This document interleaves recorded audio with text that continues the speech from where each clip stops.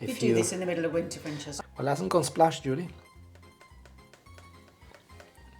Ciao, I made some spaghetti baked in the oven with meat the other day, and I was a little bit skeptic when I made it, but it was delicious. So I feel like experimenting a little bit more now, and I'm trying a dish today for the first time. I will be doing it with fish, and I've done it seafood lasagna before, but I want to do something slightly different. So let's see how it goes. I'll start by crushing a clove of garlic, and I'm adding it to a pan, and some olive oil. I've got a different combination of fish, which is all frozen, so that everything is affordable. These are frozen king prawns, and I'm actually slicing them in half. And they can go in with the garlic and the oil. This is a little piece of salmon, which I'm chopping into little squares as well. Salmon will give a nice round taste to the whole thing. And a piece of cod. Again, oops, careful, because there is the odd bone. Make sure that you remove them. Again, all frozen. And throw it in. This is a combination of mixed seafood, again, just defrosted. So we got some squid rings, some little prawns, and also some mussels. And as they are, I will also add them to the mix. So pop them on the hob. I'm turning them on the maximum temperature until everything starts sizzling, and I will want effectively everything to brown up, but also all of this water will need to evaporate. The fish is frozen and it's releasing a lot more water than I would like, so I do not want to overcook it really, so I'm now removing some by hand with a ladle. Perfect, there is no more water at the bottom. I will be adding a little salt and some pepper.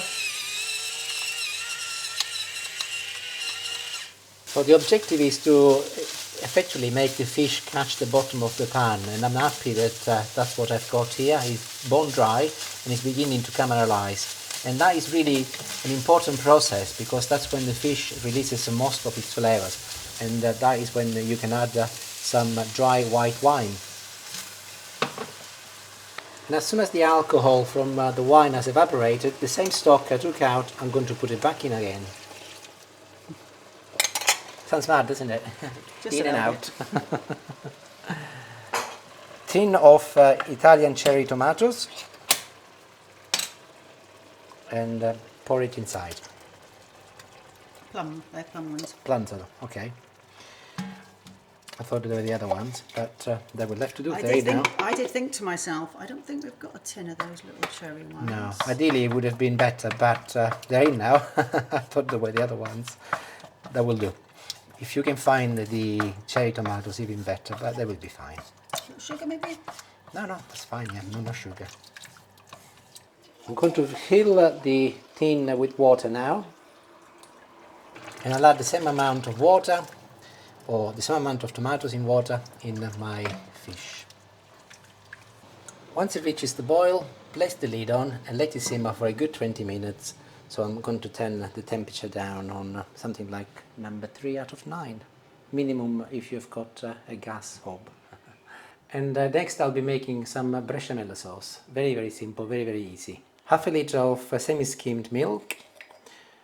Put in 1 teaspoon of salt.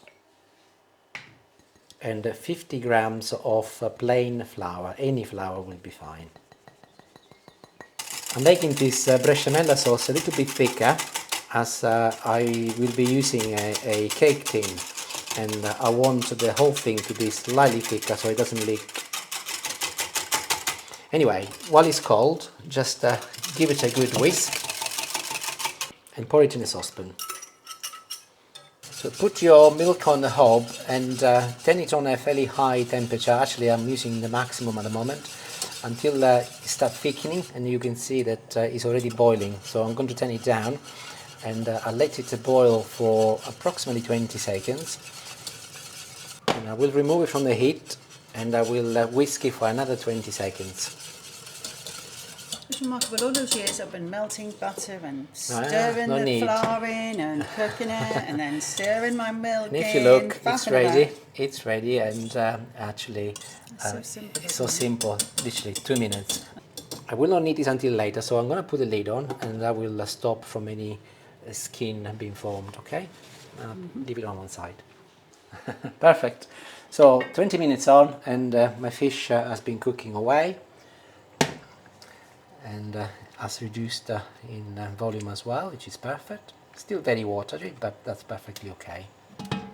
And I'm going to be adding the bechamel sauce now to my fish. Time to put some herbs. I'm adding some thyme now. You can also put oregano if you want, so it's not a real rule, but I think thyme and fish go very well together. Oh, just for a change. A good amount There of he is. parsley. That is definitely a compulsory ingredient. Make sure you put parsley, otherwise I'll come and find you.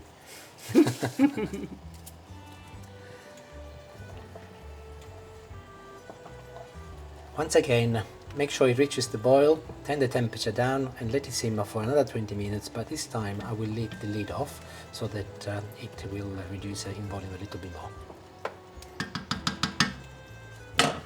So everything is cooking. I'm getting ready now for the pasta. Couple of eggs.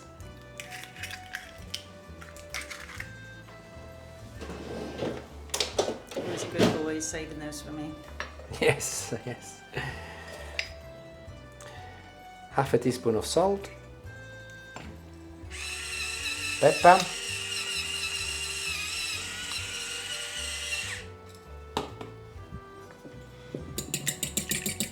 and whisk it all together. Some salt in some boiling water, and in go my spaghetti.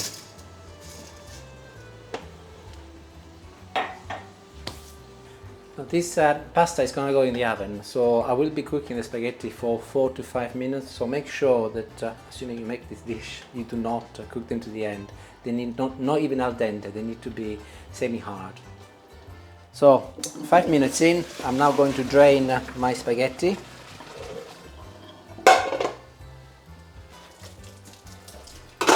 And they are quite hard still. So back to the eggs and add the spaghetti. A bit like if you were making a carbonara. And I will be adding also a knob of butter.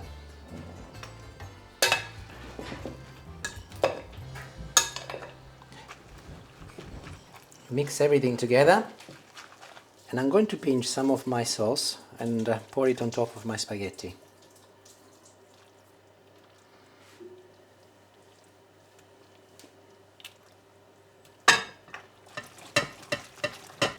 As the spaghetti are still not properly cooked, they will absorb some of the water and make sure that they're nice and moist when they're cooked in the oven.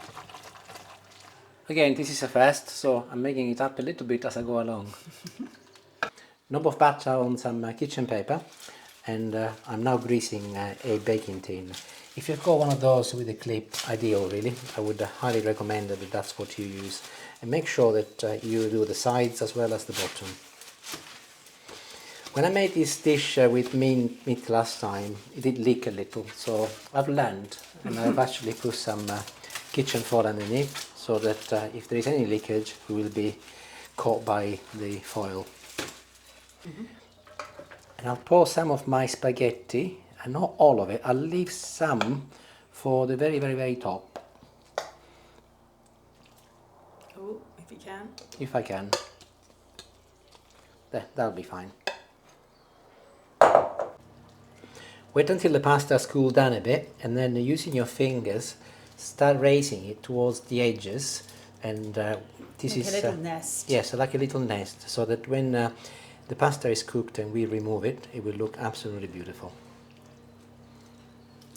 And before I start, I'll put a little layer of mozzarella cheese, fresh mozzarella, which I grated earlier. And we're getting even closer now. My fish is done, and by the way, this is the sort of consistency you're looking for. You see, is quite thick, but also a little bit liquidy, so that I know it doesn't make much sense, but you know what I mean. So that the pasta will absorb some of the sauce, and of course some will evaporate as well. And although the temptation is to just throw it in, I'm keen That to is actually... exactly what I would have done. I was thinking, why is he I'm not keen, just tipping that in? no, I'm keen to make sure that I do it carefully, so that I put proper amount on the edges as well. I'm also going back to my other pasta I reserved, and I'm going to be adding some more to that, as this will be on the top. I'll pour some of it, but leave some for the top. And spread it evenly. It's looking good. It smells delicious. Get hold of your spaghetti and put it on top. Perfect. And I'm now going to be topping it up with the rest of my sauce.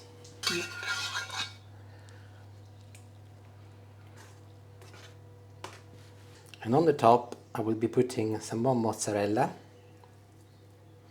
You can also use parmesan if you like. I'm not using any parmesan today because someone doesn't like it. So I'm sticking to mozzarella. Yeah. Not me, by the way. No, not you. G. Is that? Yes. G and Robertino are home for the weekend, and she's not a lover of parmesan. So there you go. And one last touch, as it is spring, and this reminds me of spring. I will be putting a You few... do this in the middle of winter, Francesca. I This is know, what you've but got to do with spring. today is to do with spring. This is just your thing. I will be putting some cherry tomatoes on top, which I've halved, and making it look a bit pretty and flavorful, of Who course. knew he was so Creative. creative and artistic? And of course, one last Of course. sprinkle of parsley. It would be absolutely a shame not to.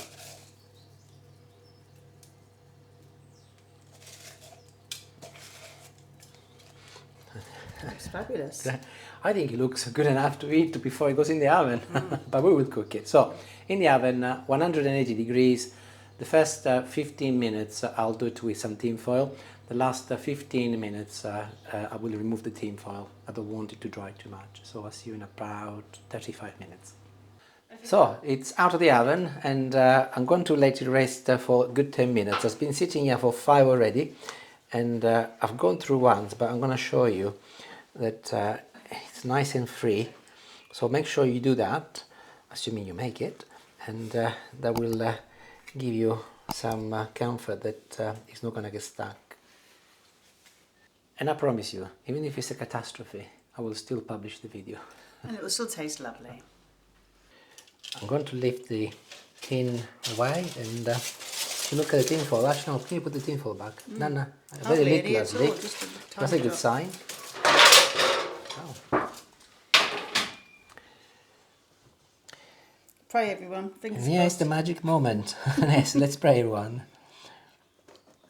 You might not see it, but we've got an audience here today.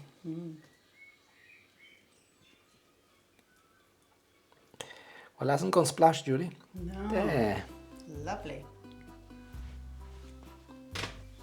This is why I use the egg, by the way. It's a little bit unusual to use egg when you're cooking fish, but has given me the opportunity to keep all the spaghetti together. I've just sprinkled a little olive oil on top to give it a nice shiny look, so that my thumbnail is going to look great.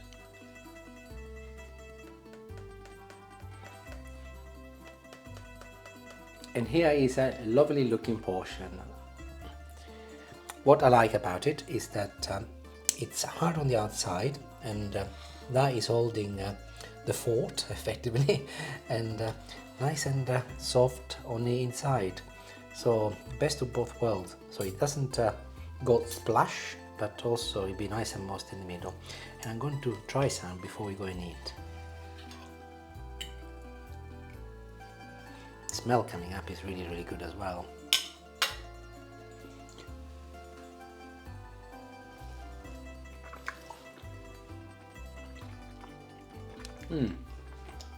Oh, it's lovely.